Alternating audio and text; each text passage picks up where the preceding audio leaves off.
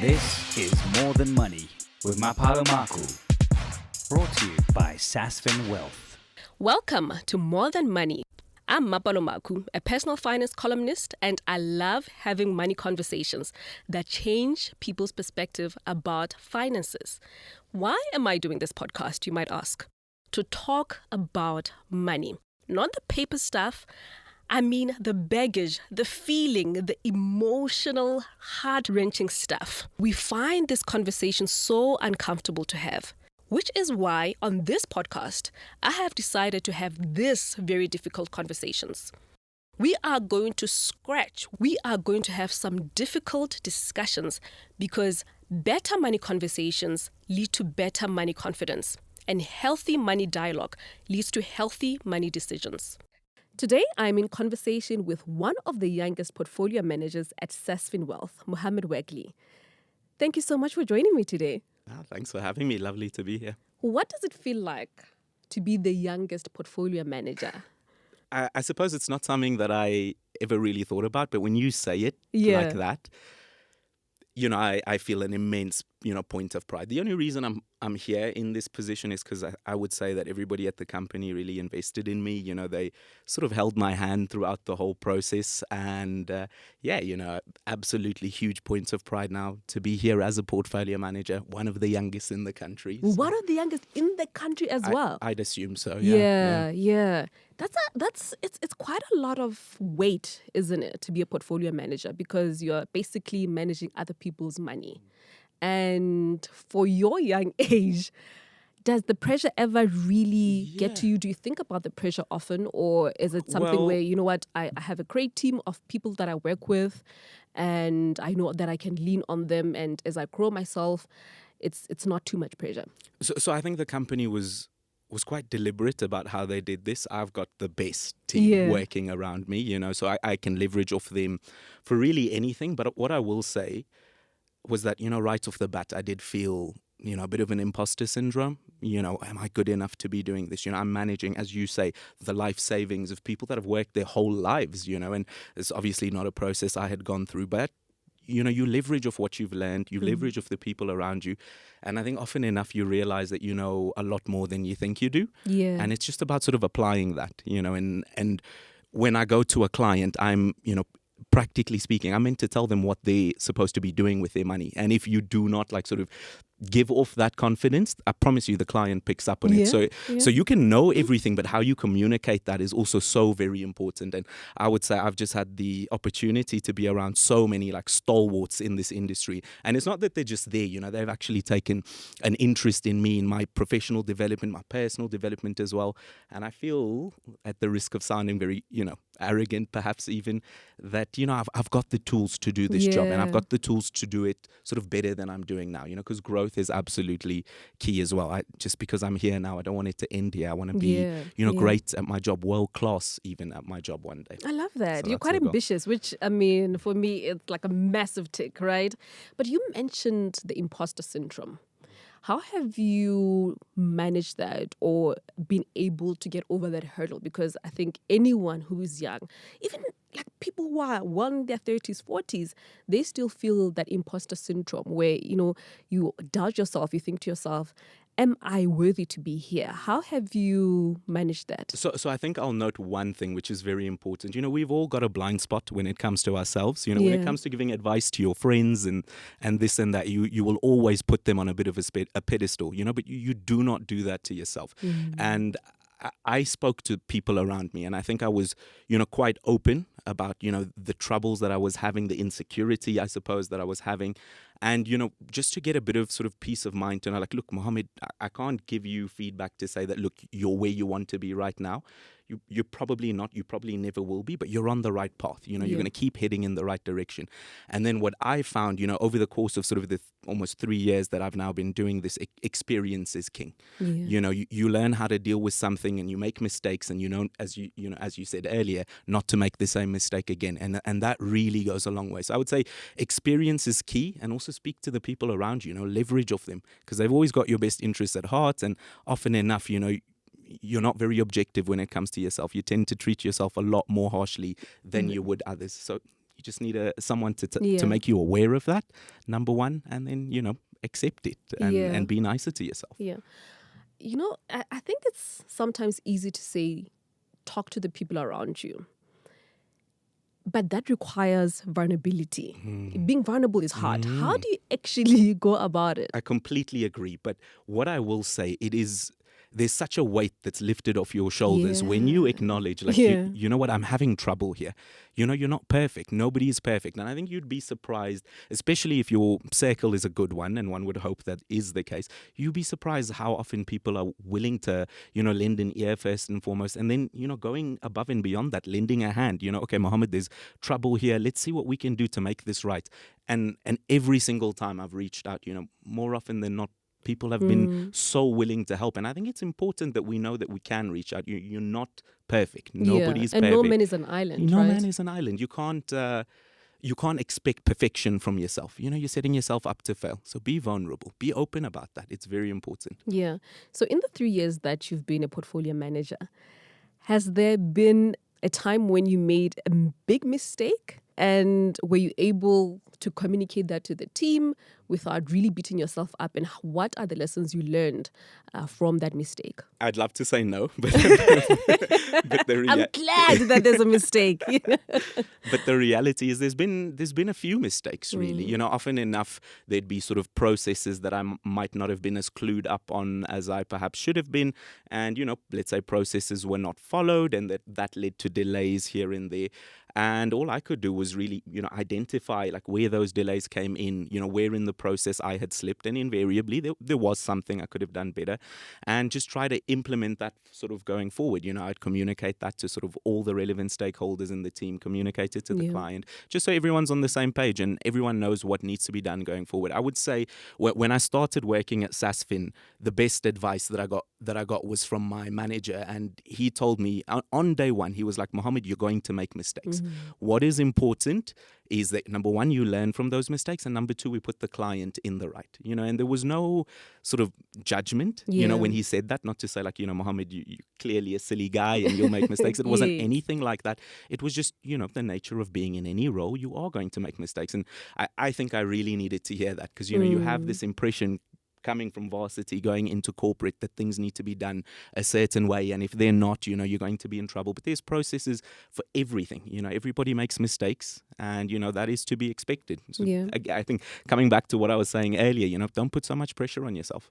Do you not put a lot of pressure on yourself, or you do and you just found a way to, navigate through that? So I suppose all young people are in a rush, I watched a video on this. They called it sort of the agony of great expectation. You suffer when you set up all of these sort of goals and ambitions, and for whatever reason, you don't meet them. I think, it's good to dream. There's a very famous Billy Joel song that says, you should dream, just don't expect all of them to come true, and I think often enough we're in this rush to get to, generational wealth or family or whatever it was. But, things happen a lot sort of slower than that. And, coming back to what you were saying, I used to put a lot of pressure on myself. I think I just sort of had the realization that, this path that I'm on is one that I am happy with long term. It's one that I want to sort of build on. And, maybe in the short term, I may not sort of get to where I need to go in the moment or whatever. But, you just got to take solace knowing that you're actually heading to the right place. You're on the right path. I like a quote that says, we overestimate what we can achieve in a year, 2 years, but we underestimate the things that we can actually achieve in 10 years. That's such a great point. Whenever I find myself sort of feeling down and, you'll look at you'll have these conversations with yourself where you're like, I said I'm going to be doing this, or I said I'm going to be doing that. And for whatever reason, I've not achieved it. But what I tell myself, and I take a lot of solace in this, is like, how would 18-year-old Muhammad feel about where Muhammad is today? Yeah. How would 23-year-old Muhammad feel about this? And, invariably, when I'm honest with myself, I know that, past Mo would be proud. Be proud, yeah. He'd be very proud. In fact, he probably wouldn't have been able to conceive that I'd have been a portfolio manager now. And, I think you've got to take a lot of solace in that, but you've also got to keep moving forward. Absolutely. Think about future Muhammad as well. Yeah. All right. So let's go back to the 16-year-old Muhammad. When you were in school, did you want to always be a portfolio manager, or is it something that just sort of happened and you found yourself there? Or? So I would say, my path to where I am now is sort of very serendipitous. I took the path that was presented to me. I didn't grow up thinking about, I really want to work in a bank. I actually wanted to be the next Lewis Hamilton.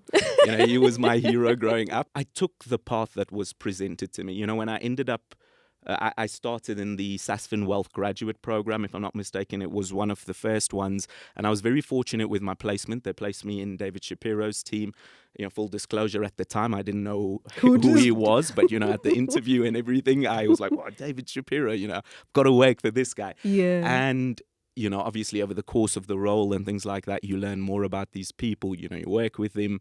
And I really could not have been placed in a better place, because when I look at, how much they invested in my sort of professional development, knowingly or unknowingly, I came to the team, I had to fulfill a role. And, over the year or perhaps 2 years I was in that role, like it became feasible to me that, this could be something that I can make a career out of. I looked at the people around me and I realized that not just, from a professional capacity, these were people that knew everything. And I'm not kidding when I say that. But from a human capacity, these were good people. These were people that I thought I should be looking up to. And if I could become like that later down the line, I would have been blessed. And I think that's when, the mentality shift sort of happened throughout that graduate program process. And, towards the end, I realized that this is something I want to be doing for the rest of my life. Less so maybe for, all the other reasons related to the clients, but simply because, this was somebody that I wanted to be. Having those role models that you work so closely with. What kind of conversations are you having with your friends, particularly because you're a portfolio manager? Do you talk about money with your friends? So it's interesting. Generally speaking, absolutely not. Yeah. We do not speak about money. But because I'm sort of the money guy, I'm the portfolio manager, I'm sort of the conduit for that. So the discussion will be like, Muhammad, what shares are you looking at? Is this something I should be buying? And what I tell them is almost every time, yes, you need to be buying, and you need to be buying shares now. The sooner you start, the better. But when it comes to sort of actual, planning and look, Muhammad, this is what I'm bringing in. We're still relatively, there's a bit of a barrier there. It's like these conversations are not easy, especially, with people, I guess, at my age as well. There is a bit of reticence, but less so than perhaps, someone that is older. There is a bit of buy-in with this sort of thing, and we're starting to see that, but probably not to the extent I'd like to be having those conversations with my friends with. Because I want them to all have, share portfolios and be invested in the companies that they love. The companies that, represent them to an extent. I've got a buddy who lives and dies by Apple. He will not use anything else. He pulls a face if you have to say, but have you had a look at the new Samsung? Like, it's this aspirational thing. It's almost an extension of self. But if I ask him, I'm like, buddy, have you got any Apple shares? Yeah. Nothing. What about yourself? Tell me about your own money management skills. Absolutely. Right? Yeah. Of course, you're a portfolio manager and, you see massive numbers when it comes to your clients' portfolios. How do you manage your own money? So, and I'm actually very happy to say this. Yeah. Like, I buy the shares that we buy for clients. We buy the best companies in the world. In a nutshell, companies that are at the top of their fields now and will very likely remain that way over the next 5 years, over the next 10 years. So I mentioned Apple. That's one of those companies. Invariably, what I put in client portfolios is what I invest in on my own behalf as well. And, that gives me a bit of solace knowing that, if we go up, I share in that. If things go down, I suffer sort of in the pain that the clients are also suffering with. So there's a lot of conviction there. And that's really what I do. Now, needless to say, the clients are operating perhaps at a different scale to me. I think that's fair to say. But what I do is I'm very deliberate about what I can save. I try to convert to dollars as soon as possible. And when the time is right, then I try to buy shares. And I try to do this actively, at least on a quarterly basis, for my own funds. Yeah. Let's talk about your childhood.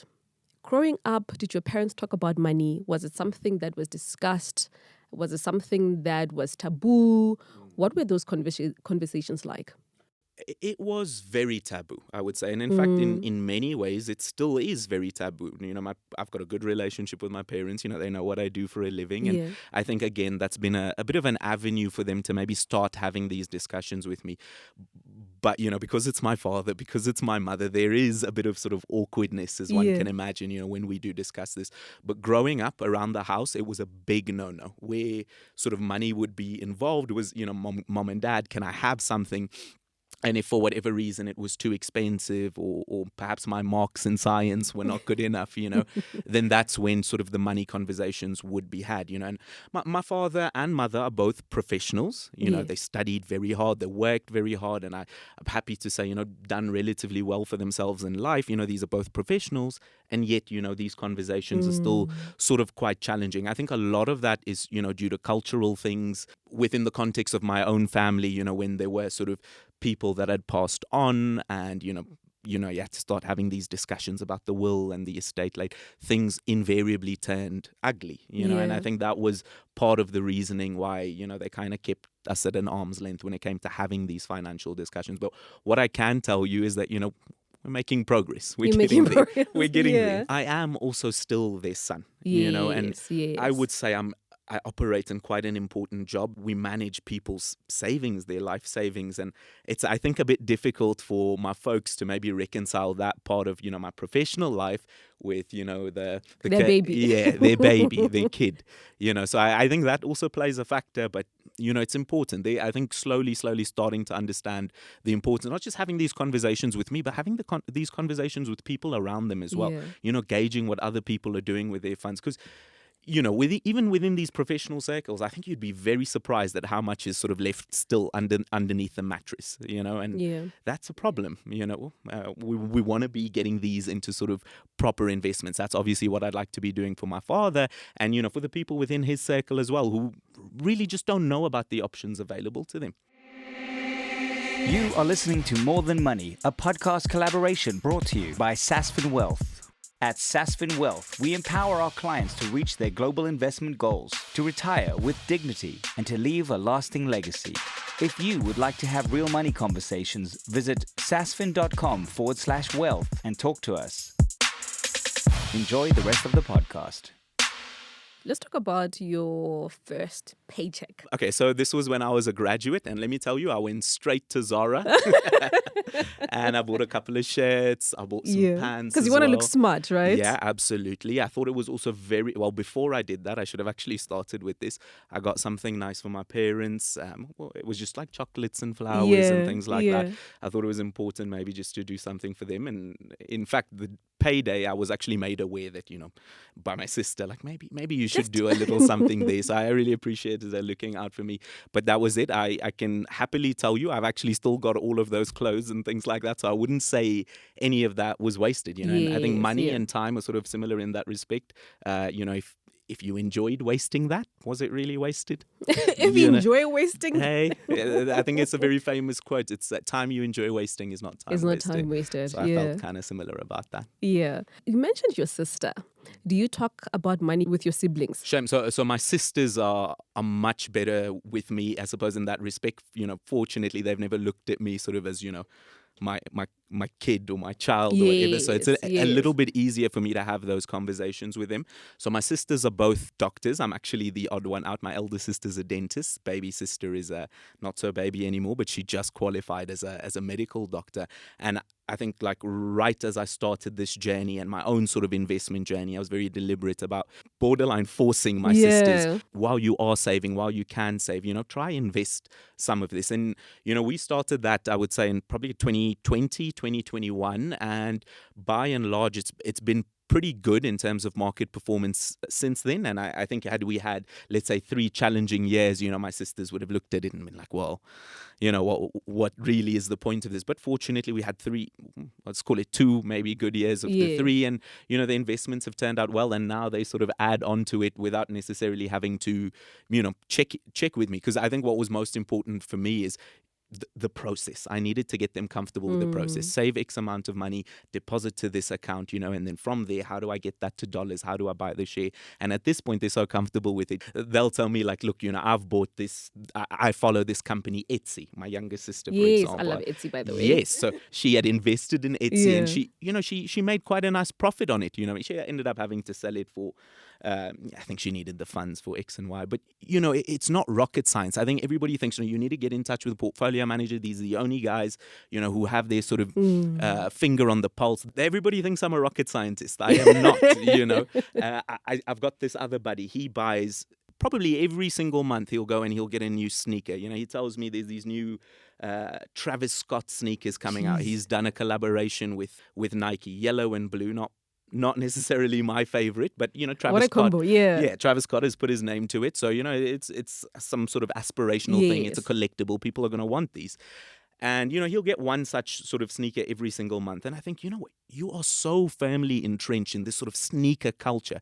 At no point have you considered maybe buying some Nike shares. Yeah. Perhaps yeah. one month those are trading around $100 a share. They're probably less than the sneaker, and 5 years from now you could have a good investment outcome. And I think, just simply from the perspective of you are already invested in this culture, Yeah. you're already Yeah. a part of it. You may as well have the share. Same as the buddy of mine who's an Apple fanboy. He absolutely should be getting those shares as well. Look, I've got to caveat that by saying, not everything we use You should makes invest in, yeah. a good investment product, True, but true. often enough, some of these things can be obvious. Just to give you a bit of an analogy here, Steve Jobs came out in 2001, October, and he had that famous conference where he came out with the iPad. What if you could store all of your music in one place? And he pulled out the iPod, those super brick I ones. remember them. You've probably still got one, and chances are it's probably still not works. dead yet. It works. Yeah, those things were super robust. You had bought the share on that day, and this is not the day where nobody knows about Apple. It's the day everybody is finding out about the iPod. Yeah. It's not like you have to think about something new.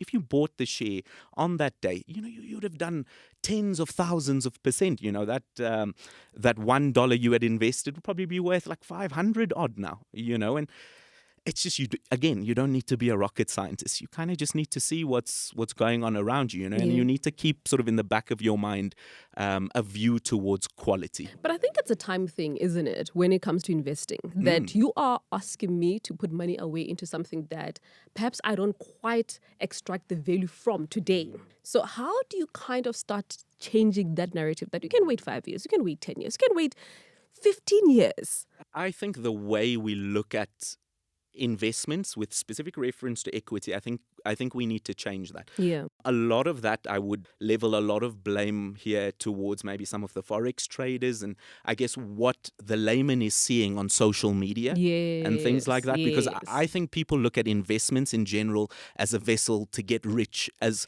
quick as possible. And I would say, I was no different at a point. We would all be seeing the same Forex guys and their golden A45 AMGs, and who doesn't want that for themselves? But the reality of the situation is, those guys are doing a lot of speculating, a lot of day trading, and often enough it goes very well for them. But that's not what we're in the business of here. We're in the business of investing, and if you want to get rich quick, it's not necessarily going to happen here. But what I've seen with my own eyes is, over decades of being in the market, you can actually push back retirement a few years, and that is not inconceivable. So it shouldn't be looked at, I think the market shouldn't be looked at as a mechanism to get rich quick, but it could be used as a mechanism to sort of augment the earnings that you do have and perhaps, give you better autonomy over like your financial goals, over the long term. It's not going to make you rich in the next 2 years. And I think if you are looking at it that way, and really if you're looking at most things that way, you're going to set yourself up for disappointment. There is no substitute for hard work is the unfortunate bottom line, or rather the fortunate bottom line. All right. So you get into the graduate program. What had you studied before? Because now I'm thinking about someone who's listening to this and they say, my goodness, this guy sounds so excited about the work that they do. They sound like so passionate and I want to get into this stream as well. What did you study And what kind of path have you followed? I'll sort of give you the exact path that I followed, and I maybe provide a bit of advice to maybe some people who have not taken this path and are still maybe looking for avenues within this industry. So I studied a general BCom, and then I got my honors in corporate finance and investments at WITS. Subsequent to that, I got in through sort of my foot through the door was the graduate program at Sasfin Wealth. But again, speaking to people that are not in the industry, you do not need some sort of commerce background, to get into this industry. Like, yes, of course, it helps, but we've got engineers, working in the team. Like some of our analysts will have sort of mining backgrounds and things like that. Whatever sort of expertise you do have can just be sort of built on, and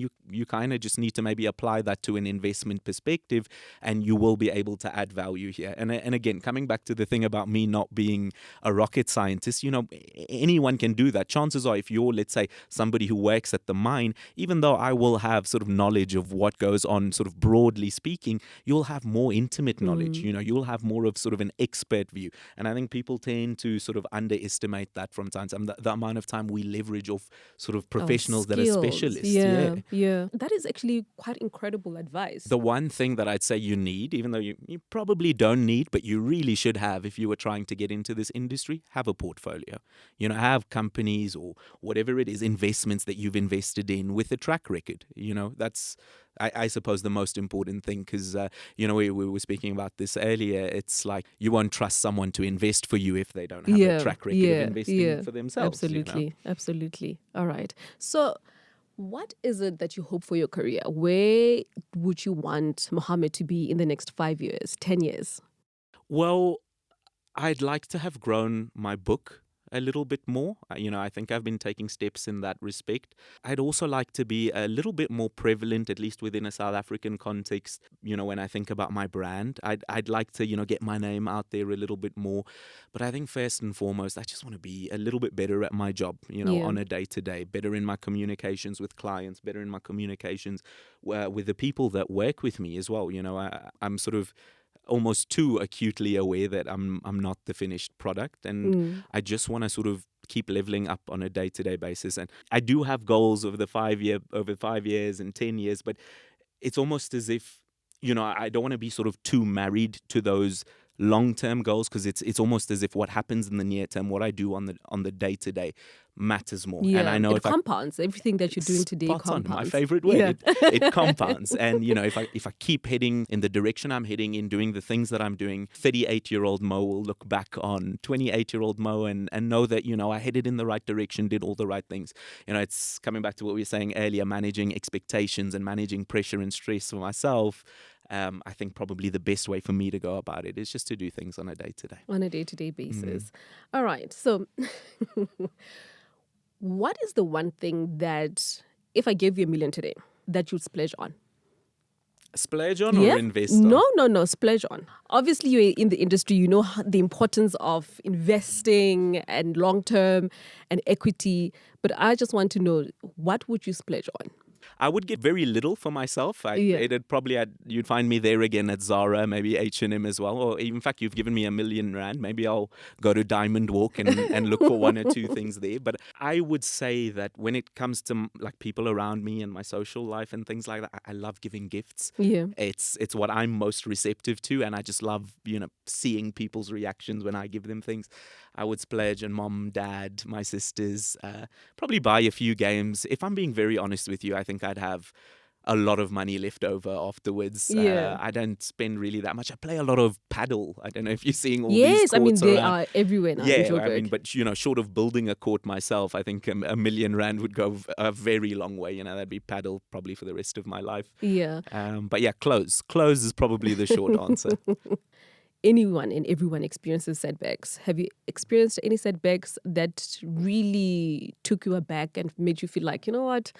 Ooh. Absolutely. I think the worst types of setbacks are the ones that have you go back and make you question your own limitations, because you thought, I was someone with all of these skills, and then you find out, perhaps I'm actually someone else. And what happens is, you need to reassess and, readjust perhaps your own expectations. And there have been many times in life where this has happened to me, and I would say that, in the moment you suffer, you don't see sort of a way out. But once sort of the fog of panic goes away and you start, and that it depends on who you are. For me, I can think of, months where I spent just doubting and not able to sort of move forward from the dilemma that I was in. And for some people that could be years, and then you get some people that could just do that sort of in a day. But once you get out of that fog of panic, you plot a way forward, and then you start sort of implementing step by step by step. I was watching this podcast and somebody was talking about being so overwhelmed by the amount of filth in their room. And it may just sound like a simple thing, but you would see the room and you'd be like, this is such an enormous challenge that I just don't know where to start. But the trick is you've just got to start. Just start. Maybe you start with the socks, or maybe you start with something small, or you know what it is. But slowly but surely that room will get cleaned.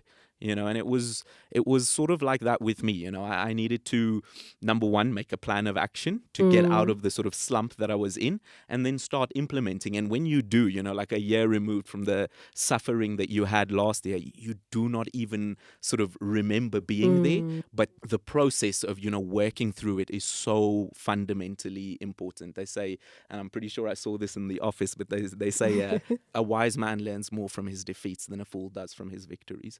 And it's the losses in life that, build character and make you stronger and make you learn. They say life begins and ends at the edge of your comfort zone. And, if you're comfortable and, everything is going well, chances are you're not moving really forward. Learning or you're not growing. Yeah.